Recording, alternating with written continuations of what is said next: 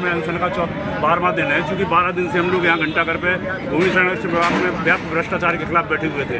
जिला प्रशासन को समय समय पर अवगत कराते रहे, संज्ञान में उनके रोज रिपोर्टें भेजते हैं, लेकिन जिला प्रशासन द्वारा कोई कार्रवाई नहीं की गई है उस भ्रष्टाचारी के खिलाफ, ना वहाँ सुनने के लिए कोई अनशन स्तर पर आया है। इसलिए आज मजबूर होकर जिला प्रशासन के उदासीन रवैये के विरोध में हमें अपना मुंडन कराना पड़ रहा है। वहाँ से हम भूख हड़ताल पर शुरू हो गए। जब तक उस भ्रष्टाचारी के खिलाफ कार्रवाई नहीं की जाएगी तब तक हम भूख हड़ताल पर रहेंगे। पूर्व में भी इसके खिलाफ हम लोग पिछले वर्ष फरवरी में अनशन पर बैठे हुए थे। उसमें एक डीएम साहब ने जांच कमेटी बनाई थी जिसमें ये अधिकारी पूर्णतः दोषी पाएगा था। उसके बावजूद भी इस पर कोई कार्रवाई ना करना, उसके खिलाफ ये कहीं ना कहीं ये मौन सहमति समझ में आती है जिला प्रशासन की। ऐसे अधिकारियों का क्यों प्रशासन साथ दे रहा है, मैं ये नहीं समझ पा रहा। आपको ना सत्ता का साथ मिला ना आपको विपक्ष का साथ मिला।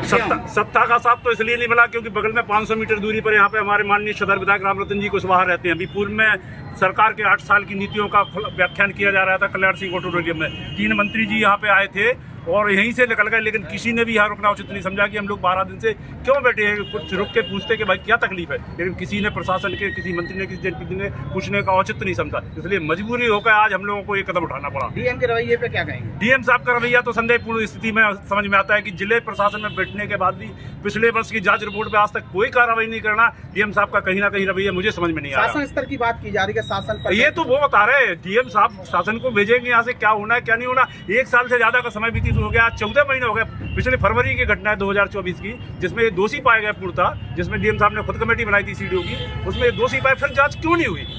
आप पर बार-बार मुकदमे दर्ज किए जा रहे हैं। हम पे सिर्फ इसलिए बार-बार मुकदमे दर्ज किए जा रहे हैं कि भ्रष्ट अधिकारियों कर्मचारियों के खिलाफ हम बराबर संघर्ष करते हैं। अभी पिछले महीने हम पे एक मुकदमा जिला पूर्ति अधिकारी कार्यालय द्वारा लिखा दिया गया। जिलाधिकारी महोदय ने खुद उसमें संज्ञान लेकर तुरंत बगैर जांच के रिपोर्ट दर्ज करा दी गई है। उसमें कोई जांच कमेटी नहीं बनाई, क्योंकि हम जनप्रतिनिधि, हमें पब्लिक के साथ आना जाना पड़ता है, कर्मचारियों से बात करना पड़ती है।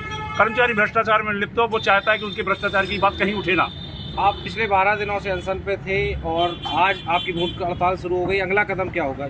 अगला कदम ये है कि हम जब तक यहाँ से नहीं उठेंगे, जब तक कि भ्रष्ट कर्मचारी अधिकारी के खिलाफ प्रशासनिक कार्रवाई नहीं की जाएगी, तब तक हम यहाँ भूख हड़ताल रहेंगे। रिजल्ट कुछ भी हो या जिए मरे, इससे कोई। यहाँ बैठ के मुख्यमंत्री महोदय से क्या कहना? मुख्यमंत्री महोदय से मैं ये कहना चाहता हूँ कि आपकी सरकार जो नीतियाँ गरीब लोगों के लिए जनहितैषी नीतियाँ चलाई जा रही हैं वो सिर्फ कागजों तक सीमित है। ललितपुर के अधिकारी इसको मिल बांट के पलीता लगाने पर उतारू है और धरातल पर कहीं भी कोई आपकी नीति कारगर साबित नहीं हो रही है। आज मजबूर हो गया मुंडन। हाँ, हमारा माननीय योगी आदित्य महोदय से आप जो भी मुझे सुन रहा हो चैनल के माध्यम से, उनसे निवेदन है कि सरकार इस मामले ललितपुर जिले के अधिकारियों का मामला संज्ञान में ले, इसकी धरातल पर जांच कराए किसी उच्च अधिकारी द्वारा।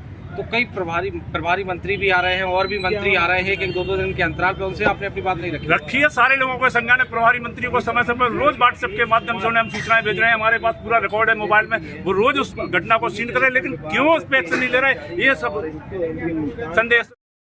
एक प्रशासनिक अमला अब निकला है। जैसे ही खबर मिली है कि मनमोहन चौबे अनशन कर रहे हैं, तो एसडीएम बाहर आए हैं, एलआईयू की टीम बाहर आई है, तमाम पत्रकार साथी वहाँ रहते थे, सभी अब बाहर आए हैं। तो मनमोहन चौबे ने मुंडन कराया है। काफ़ी दिनों से अनशन कर रहे थे, प्रशासन ने नहीं सुना, उसके बाद अब ये कदम उन्होंने उठाया है। और आप समझ सकते हैं भ्रष्टाचारियों को कैसे बचाया जा रहा है ललितपुर में। और जो बड़े अधिकारी हैं वो जो कार्रवाई करना चाहिए थी वो नहीं कार्रवाई की है।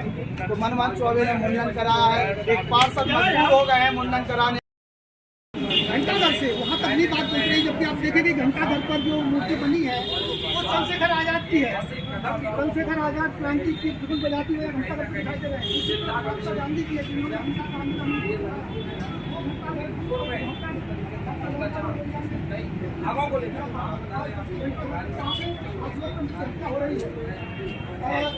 किस तरह से भ्रष्टतंत्र, किस तरह से योगी पर हावी है। माननीय मुख्यमंत्री जी कतई नहीं इस पर विचार कर रहे हैं कि पूरा प्रदेश का जो भ्रष्टाचार का तंत्र है वो आपको जकड़ के रखता है, उसने आपको वशीभूत कर दिया है और इस कारण आम आदमी आज पीड़ित है। उसे करते रहिए। अब जाके मजबूर हुए हैं मनमोहन चौबे। प्रशासनिक लापरवाही सामने देखने को मिली है। 12 दिन से अनशन कर रहे थे, लेकिन कोई है जो सुनाने के लिए आया ही नहीं।